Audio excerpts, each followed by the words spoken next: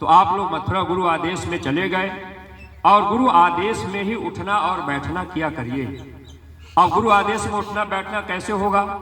जैसे अब आपके गाजीपुर जिले में 4 खंड कर दिए गए, 4 खंड के 4 अध्यक्ष बना दिए गए।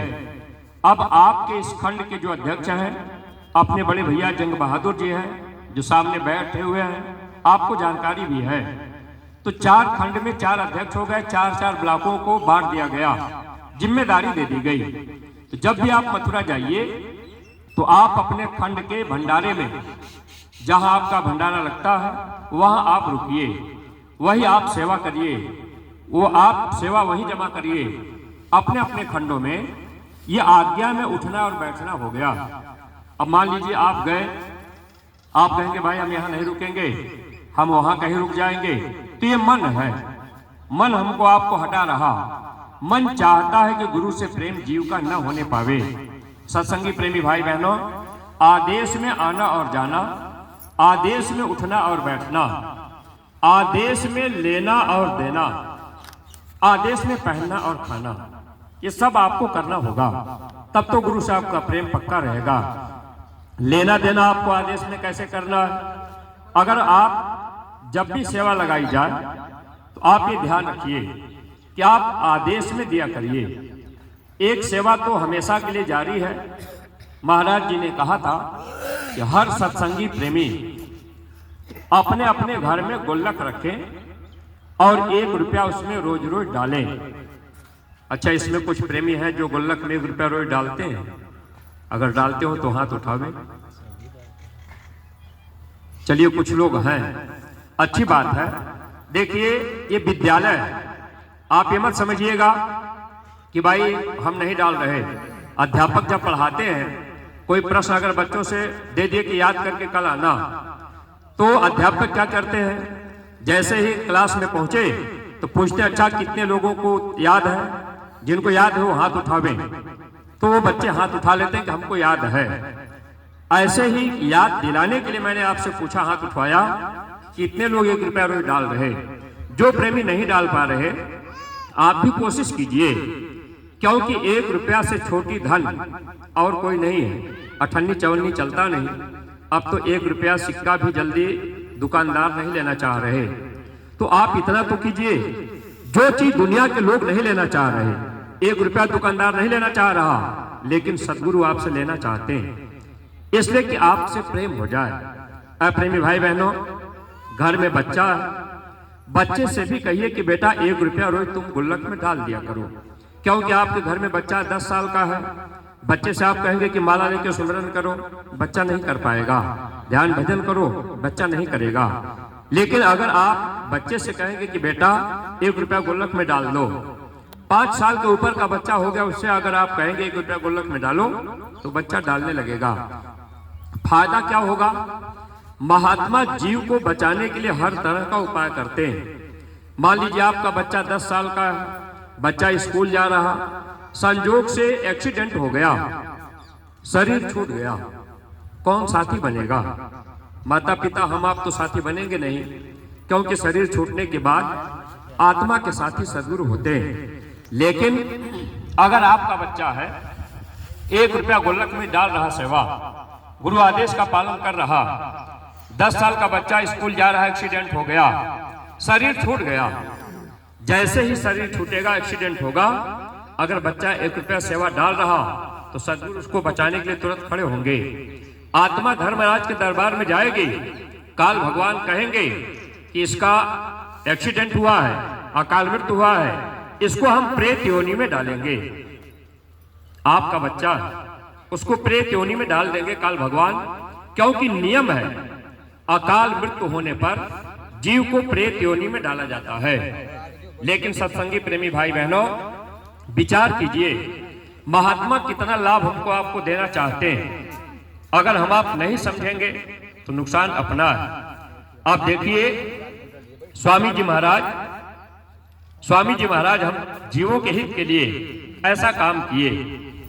आपका बच्चा आत्मा धर्मराज के दरबार में गई, काल भगवान कहेंगे कि हम इसको प्रेत योनि में डालेंगे, तो वहां सदगुरु खड़े रहेंगे, कहेंगे कि नहीं, ये जीव मेरा है, इसने भक्ति किया है, मेरे आदेश का पालन इसने किया, 1 रुपया गुल्लक में इसने रोज डाला है, आज भी इसने 1 रुपया गुल्लक में डाला है, इसलिए तुम प्रेत योनि में नहीं डाल सकते। ये जीव मेरा है, मेरे साथ जाएगा। ऐसी जगह पे काल मूर्छित हो जाता है, लाचार हो जाता है। इसीलिए महात्मा हम जीवों से भक्ति कराते हैं। लेकिन हम सत्संगी प्रेमी, बच्चा स्कूल नहीं जा रहा तो अगर बच्चे को आप स्कूल भेज रहे, अगर आपका बच्चा कहे कि मम्मी 5 रुपया हमको चाहिए, हम जब दोपहर में छुट्टी होगी तो 5 रुपए का हम नाश्ता करेंगे, तो आप अपने बच्चे के पढ़ाने लिखाने के लिए 5 रुपया रोज दे रहे, और वही बच्चा 1 रुपया अगर गुल्लक में डालता रहता तो कम से कम नरकों से 84 से प्रेत योनि से तो बच जाता। तो हम आप क्यों नहीं विचार किए? अगर ये काम हम आप करवा लेंगे, अपने बच्चों को 1 रुपया बच्चे से रोज डलवाएंगे तो कम से कम प्रेत योनि से तो बचेगा। मन है, मन कहेगा अरे परिवार में 5 लोग हैं, 1-1 रुपया डालेंगे तो 5 रुपया रोज डालना होगा, तो हमारा बहुत पैसा तो गुल्लक में चला जाएगा। प्रेमी भाई बहनों, आज हम आप 1 रुपया बच्चे से नहीं डलवा पा रहे, अपने नहीं डाल पा रहे, वही आपका बेटा एक्सीडेंट हुआ, प्रेत बन करके आपके घर में आ जाए और वो आपको परेशान करने लगे, तो आप ओझा सोखा को 50,000 रुपया देंगे, कहेंगे कि किसी तरह से इसको हटा दीजिए, ये भूत बन करके आया है, मुझे परेशान कर रहा है।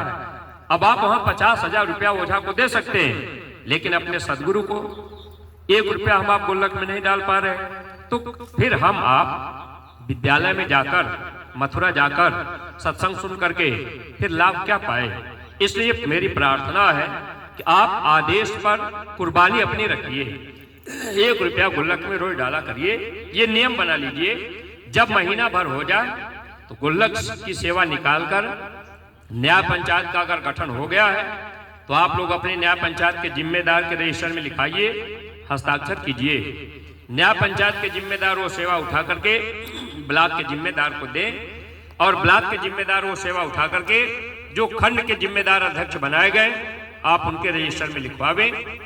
इससे क्या होगा कि हमारा आपका प्रेम सदगुरु से रहेगा। धर्मराज के दरबार में जब हम आप जाएंगे उस समय काल बहस करेगा, ये जीव आपकी बात नहीं माना, हम इसको नहीं जाने देंगे, इसने बुरा बुरा कर्म किया है, चोरी भी किया, बेईमानी भी किया, धोखा भी दिया, इसने झूठ भी बोला, हम इसको नहीं छोड़ेंगे। तब सदगुरु कहेंगे कि देखो ये जीव मेरा है, मेरी हर बातों को इसने माना है, तुम इसको सजा नहीं दे सकते। ऐसे सत्संगी प्रेमी भाई बहनों, आज हम आप सत्संगी तो बन गए, लेकिन सत्संगी बनने के बाद भी, नाम दान पाने के बाद भी कभी कभी हम आप बात बात में झूठ बोल देते हैं।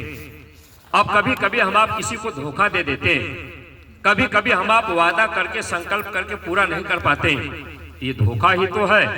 इसलिए आप एक बात ध्यान रखा करिए, जब ये आत्मा धर्मराज के दरबार में जाएगी तो काल भगवान कहेंगे ये जीव नामदान तो 20 साल से लिया, लेकिन इसने झूठ बोलना नहीं छोड़ा, इसने धोखा देना नहीं छोड़ा, इसने चोरी करना नहीं छोड़ा, मैं इसको सजा दूंगा।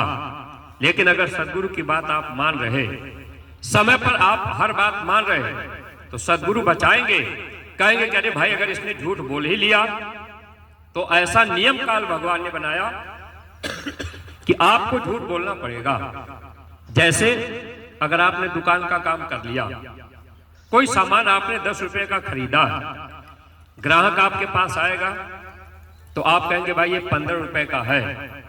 ग्राहक कहेगा कि भाई हम जो है ज्यादा से ज्यादा इसका 10 रुपया देंगे। आप कहेंगे कि भाई उतना तो हमारी खरीदी नहीं, जबकि खरीदी आपकी 10 रुपया है, आप जान भी रहे, और ग्राहक कह रहा कि भाई हम 10 रुपया देंगे, आप कहेंगे कि नहीं भाई 15 रुपए का है ये। ग्राहक कहेगा कि नहीं हम 10 रुपया देंगे, आप कहेंगे मेरी खरीदी नहीं है, अच्छा चलो कम से कम 12 रुपया खरीदी है तो 12 रुपया दे दो। तो झूठ बोलना पड़ेगा। कहने का मतलब कि दुनिया में हम आप रहेंगे, खेती बाड़ी दुकान दफ्तर का काम करेंगे, आप खेत में जाएंगे, फावड़ा कुदाल चलाएंगे, आप हंसिया चलाएंगे, कीड़े मकोड़े मरेंगे, कर्म आपसे बनेगा। माताएं बहनें घर में आप रहेंगे, झाड़ू पोछा लगाएंगे, गोबर से जमीन लीपेंगी पोतेंगे, तब भी चीटी चीटा मरेंगे, ये कर्म आपसे बनेगा। न चाहते हुए भी कर्म होगा, लेकिन बचाएगा कौन? सद्गुरु बचाएंगे। इसलिए सद्गुरु की बात मानने से हमारा आपका बचाव होगा।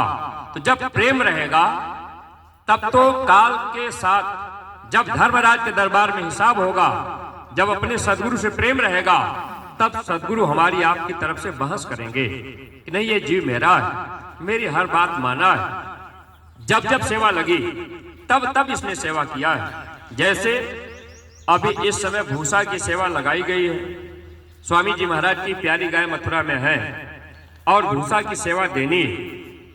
अब आपको इस बात की चिंता रहनी चाहिए